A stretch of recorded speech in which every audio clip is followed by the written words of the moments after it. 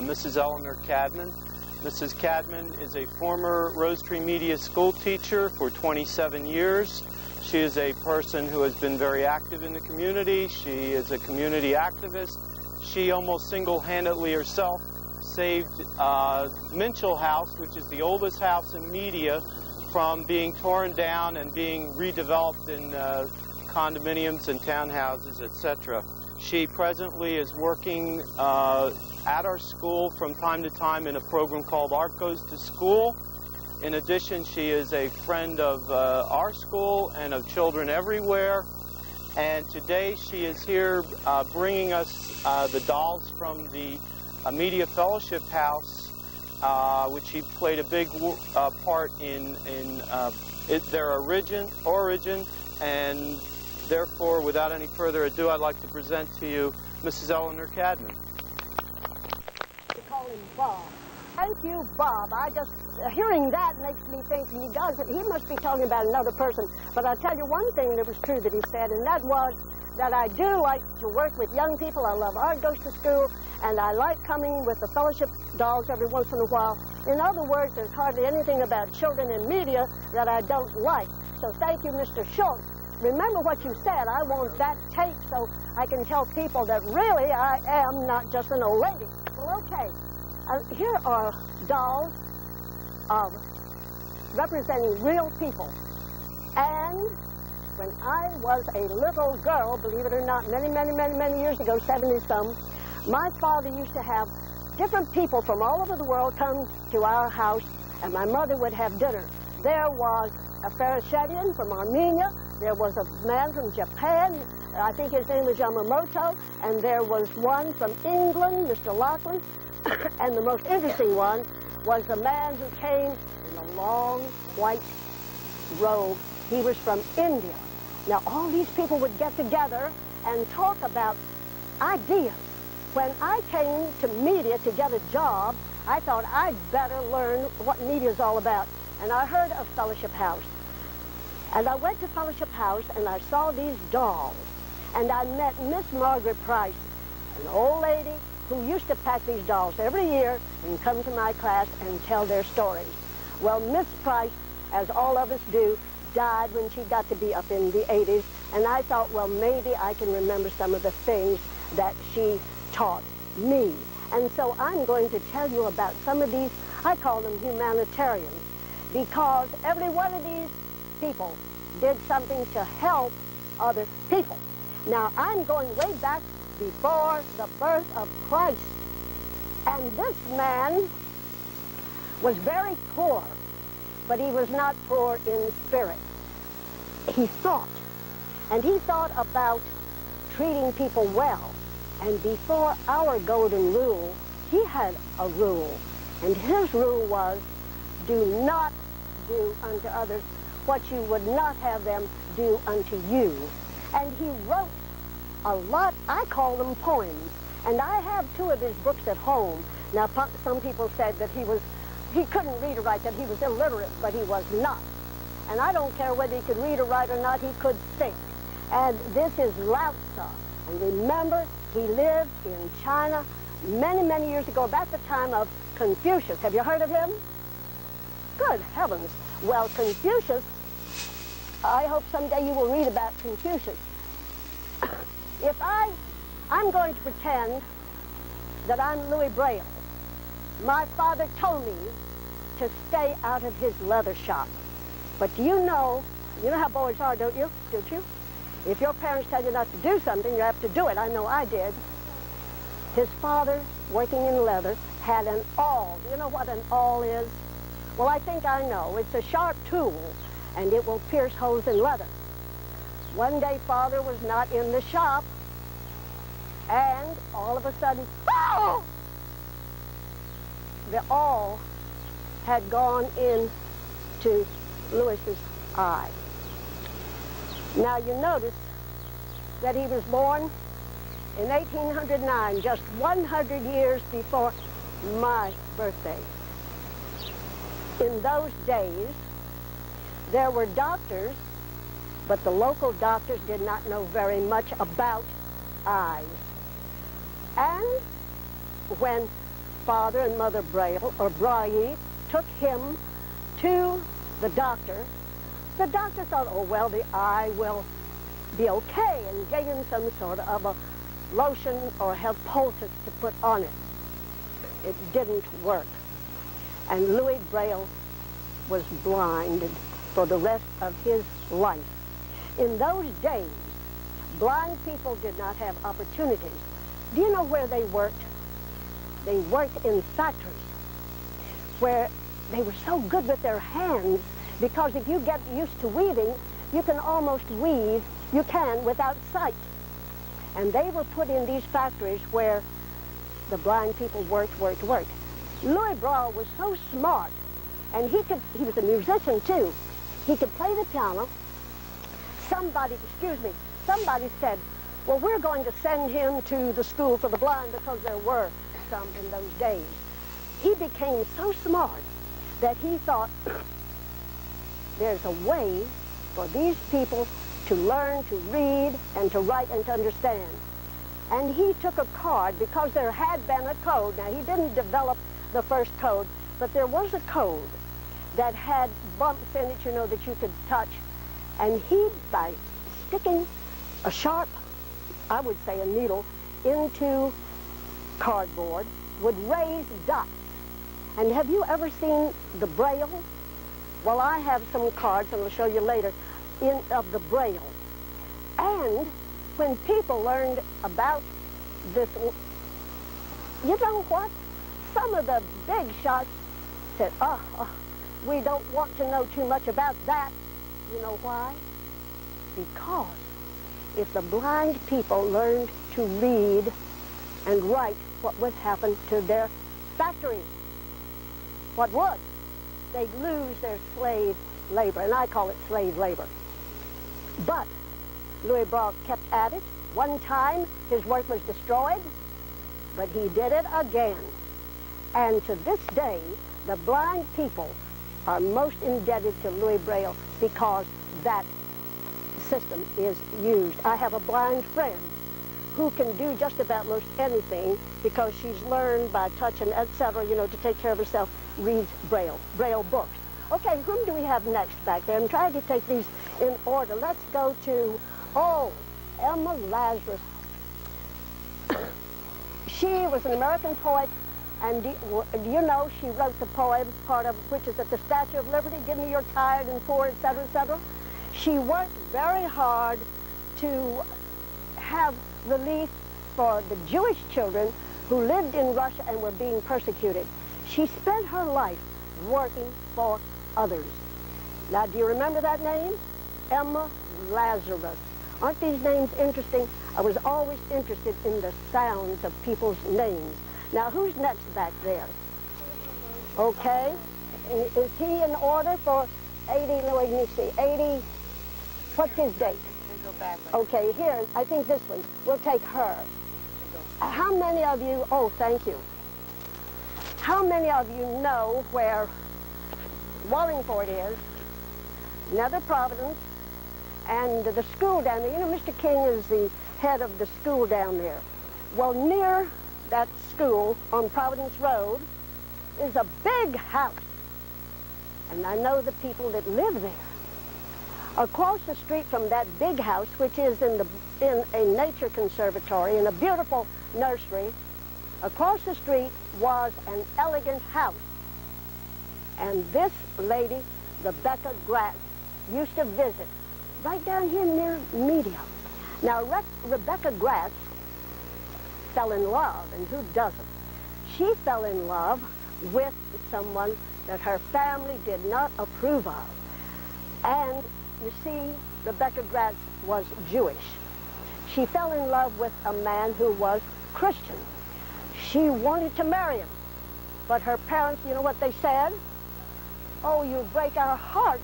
If you do, you're going out of our culture, out of our religion. What did she do? She didn't do like some flippy person say, I'll do as I please, Mama. She listened to her parents. She couldn't hurt them. So she had to tell the young man, who was a wonderful person, that she couldn't do it because it would hurt her parents. So what did she do? She never married. Now he did, and they became friends, and she loved his children and his family. But what did she do then that we'd even have something that represents her? Well, I'll tell you what she did.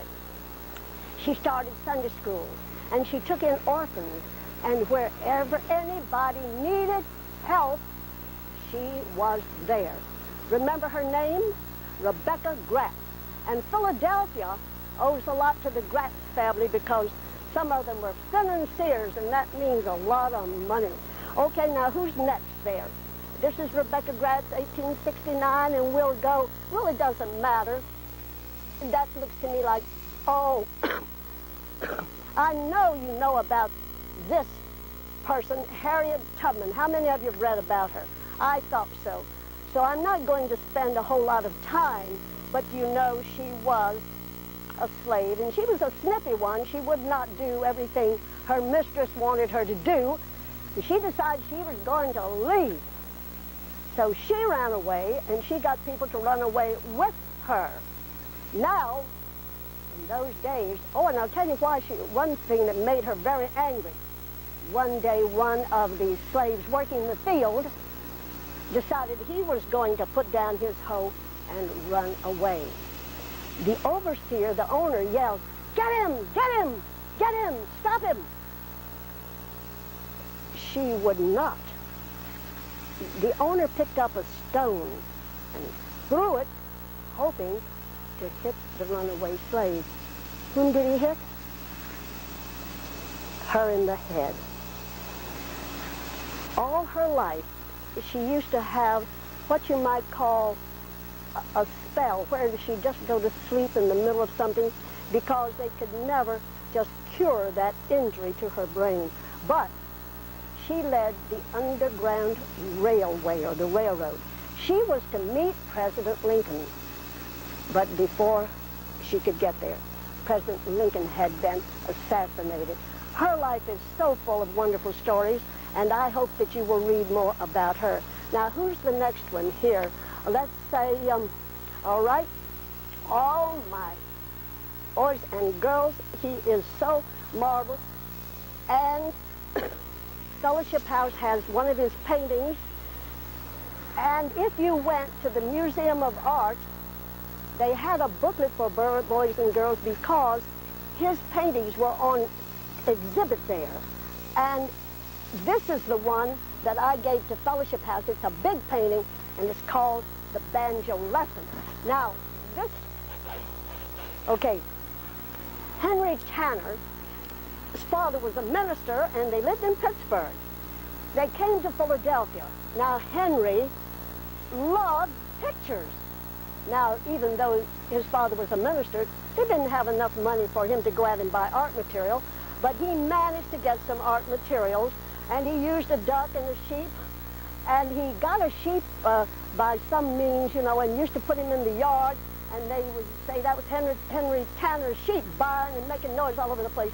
We can't sleep. But anyhow, Henry Tanner came, the family moved to Philadelphia, and he had a famous teacher, Mr. Akins. And if you've ever been to Philadelphia to any art galleries, Akins is a name to remember. Akins taught him. There was an art contest. Henry Tanner put in a picture. What happened? It won first prize, but when he went to get the prize, he didn't get it. Do you know why? He was black. And in those days, people, as in many places throughout the world, don't understand other people. And that's because they haven't been around and had experiences. They would not give him the prize. So he went to Europe to study and became famous. And some of his relatives live in Philadelphia now. Henry Asawa Tanner is expatriate. Now, if you know what a patriot is, ex means away from.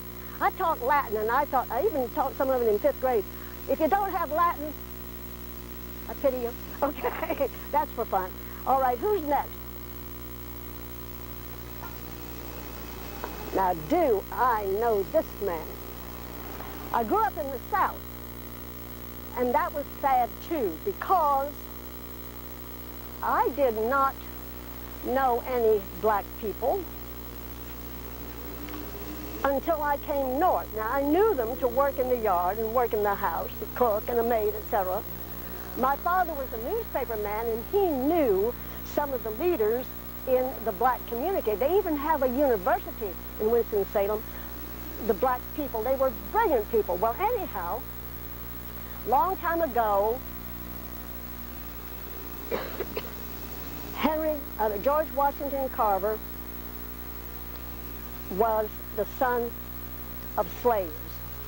And he was stolen. And the story goes that the white owners exchanged a mule to get him back. He was so smart that people all over the country recognized him. And the white people said, gee, we can't let his ability go to waste. He could have been an artist. He could have been most anything he wanted to be. But I'm going to tell you why I remember it. One Sunday afternoon in Winston-Salem, I went to the big auditorium. There was the first level, and then a balcony. Way up high was a peanut gallery, and there were the black people. But on the stage was this man. And around him, he had many products that he had developed from the peanut. When he was living, growing up, the cotton fields were infested with the boll weevil. And do you know what they did? They loved to eat. And the boll weevil ate the cotton crops. And the people said, what'll we do? We're out of work. And this man, he liked chemistry. He said, well, you can raise peanuts. And he thought of a verse from the Bible which goes something like, no matter how tiny or how small a thing is, it is valuable. And he thought, well, there can't be anything lower than a peanut. And he made hundreds of products out of the peanut. Now, that Sunday afternoon, after he talked, he came down, and my father was with him, and my father said, meet my family. And there he was, standing in front of me. Now, people said, oh, he was always beautifully dressed, because he was altered. He could have made a fortune, but he preferred to be a teacher. That answers it. Well, anyhow, he did have a pretty good salary, and he wrote, he was very important, but he didn't have time to think about being dressed up. I remember to this day, and if anybody tells you that he was like a fashion plate, his coat was pinned together with a safety pin. In those days, men wore straw hats, and when he tipped his hat, the top left the bottom. I said it was air-conditioned, and I wanted to laugh, but my mother was there, and you didn't misbehave around them. He heard me cough. All my life I've had bronchitis. And he said to my mother, I have medicine. You know, he created out of the peanut syrup, cough medicine, massage cream, paper, all kinds of things. And my little brother had had polio. In those days, most people that had polio died or were left crippled. Well, my little brother was left with this arm, not very useful except from here to here. He had salve that was supposed to help. Well, George Washington Carver gave my mother a bottle of his peanut syrup. And he gave my mother a jar of salve from my little brother's arm.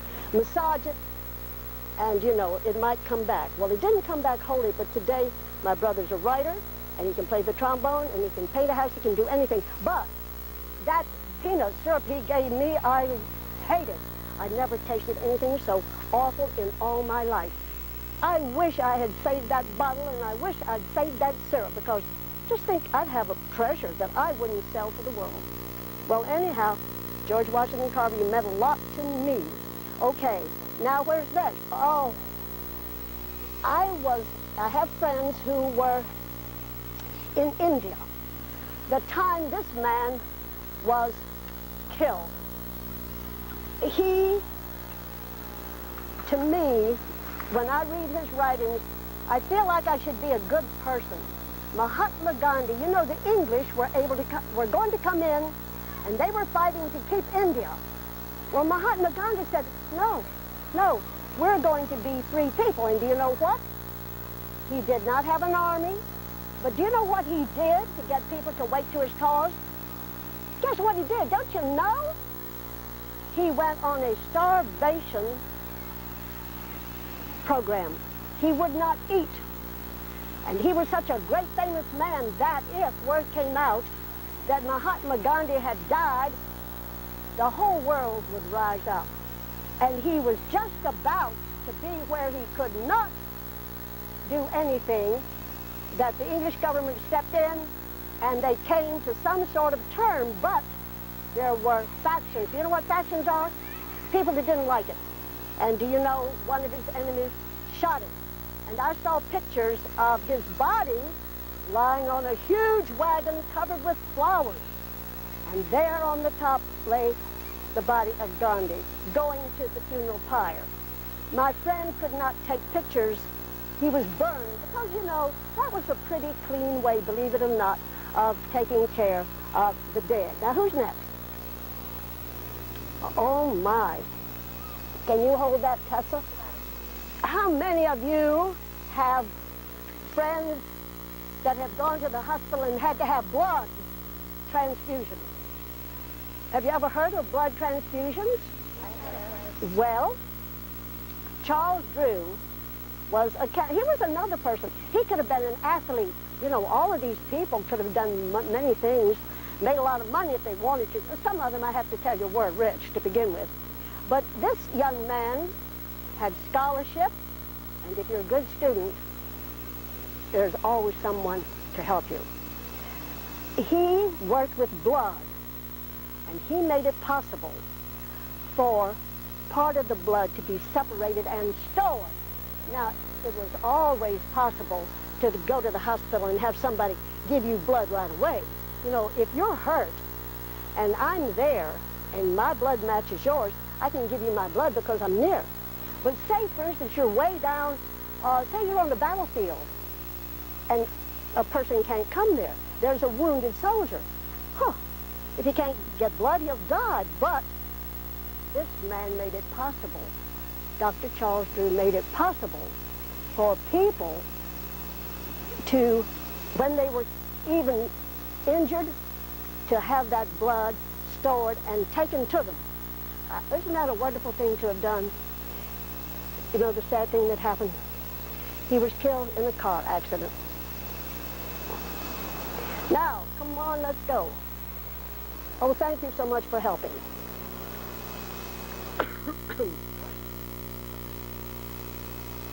We do have to have a school teacher in this group. Oh, thank you. When this Mary McLeod Bethune was a child, she worked on a farm.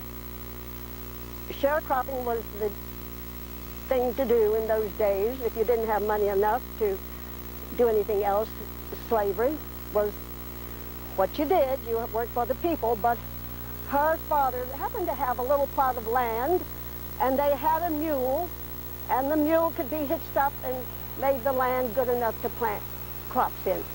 Well, the old mule died, and it is said that she hitched herself to the plow and pulled the plow. Now, I know you don't know what a plow is, but I do, because during the Depression, I went to a farm, and you know, farming is great if you don't have to do it too long.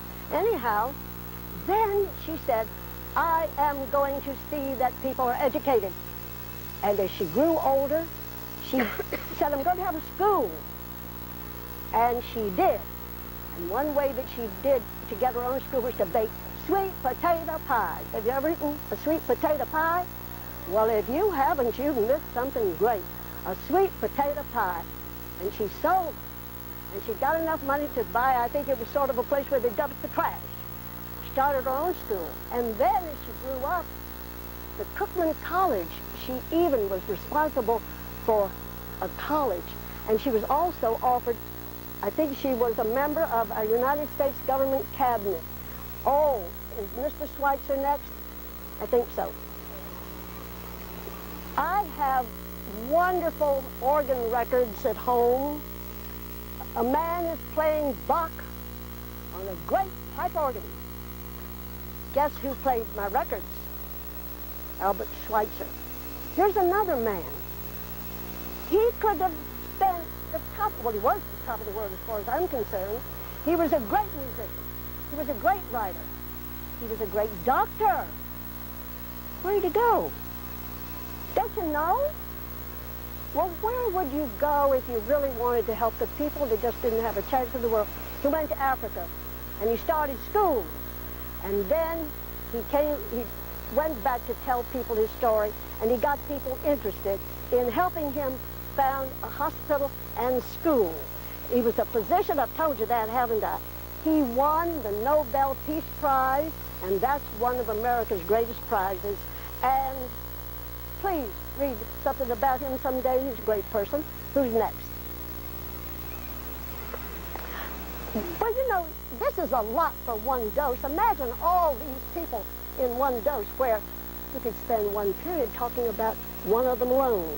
So I think you're pretty good to listen to all these stories at one time. It's like taking, well, I'll forget that. Anyhow, this is Ralph Bunche. And he was a great teacher, a great diplomat. And he represented the United Nations, and it is said, I wish he were over there now, with all the fighting that goes on between the Jews and the this and that and all those people in Palestine and, oh, heaven knows, so many of those places. But anyhow, it is said that during one of the crises, he actually walked out to where they were fighting and stopped and said, what's the sense of this war? And he was able, it wasn't as easy as that, but that was the end of it. Through him, he was able to create a peaceful situation for the time being, at least. Now, Ralph Bunche was one of our great heroes, and do you know, 1971, I heard him and never saw him. I wish I had been able to see him. Now, the last one, how many of you know anything about Marian Anderson? What do you know? Tessa? Well, Loudly. singer, and she was very famous. And she started singing very early. And she was a really good singer, and then people saw how she was singing, and then they offered jobs. Yes, Tessa, and she was a Philadelphia woman, born in Philadelphia, sang in the church, and do you know, just within the past month or so, she died. And throughout the world, people honored her. And it is said that she went to England to sing, and the Queen, a great audience, and when she walked out on the stage, the people said, oh. And then Marian Anderson opened her mouth and began to sing, and they stood up. Why do you think they gasped? Because she was black? Loudly. Because she was black? Isn't that awful? Just because but the English people didn't know what to say. And they didn't mean to be cruel, because when that concert was over, they all stood and applauded and applauded and applauded. Marian Anderson was also a great ambassador for the United States. And when I heard her talk, I wish I had seen her. My brother did. He went to Pittsburgh to hear her, and the concert continued, and then after the concert was over, she sang an encore. And my friend with my brother started to leave. And my brother said, wait, we're not impolite, we stay, and furthermore, she's not through. He knew that her last song was Ave Maria. When she sang Ave Maria, my brother turned and said, now we shall go. I hope every one of you young people will read about these people and look. It's great to see you. And thanks so much. That's it. That was pretty. In 1944, an incident at a media restaurant demonstrated the need for ongoing dialogue and concerted efforts to combat community racism. Marie Whitaker, her daughter Gail, and her sister Ena White entered a local restaurant for lunch. They were ignored by the establishment. Noticing that these two black women with a child were not being served, two white women, Dorothy James and a friend, suggested that they all leave. Whitaker and White agreed, and together the five left and went to another restaurant. Follow-up discussions and meetings ensued, and a group coalesced to form the Interracial Fellowship, electing Percy O. Baptist as the first president. In the 1950s, another incident occurred, this one triggered by a black couple moving into an all-white community.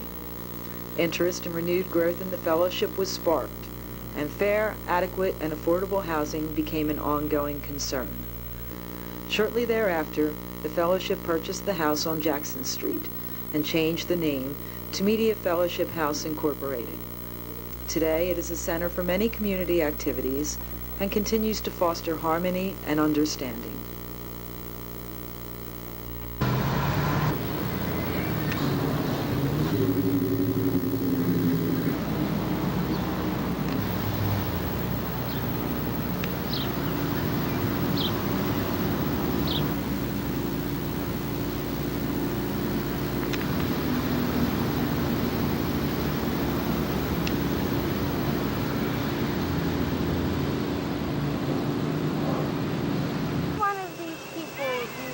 Inspired by? Which one of these people do I feel most inspired by? Why don't you ask me an easy question? Because each one of them inspires me in a different way. And I sort of group them all together and say, they're great humanitarians. I wish I could be like any one of them. I think maybe Harriet Tubman had the worst struggle. But you know, don't ask me such hard questions, but it's a good question. Tessa. You think all these people have something alike besides that they're all black? Well, now wait, all of these are, Tessa wants to know if they had, now say that again, Tessa. Do all these people, do you think, have any similarities besides that they're black? They're not black. I made a great mistake. There are 7 black ones, the others are white. And it may be that they're sort of the sunburn, but let me see. Latzo was white, Emma Gratz was white, Emma Lazarus was white, Schweitzer was white, and one man that was left out, and I don't know what they did with Father Damien, he was white, and he was one of the greatest, but somebody has taken that doll. He was the one that went to work with lepers in Molokai. So there's supposed to be 7 from the white race and 7 from the black race. And I'm sure that some of them were honored while they were living, some of them had a struggle, and I think all of these were honored during their lifetime. Any more? Loudly. I can't hear. I started learning about these in my family.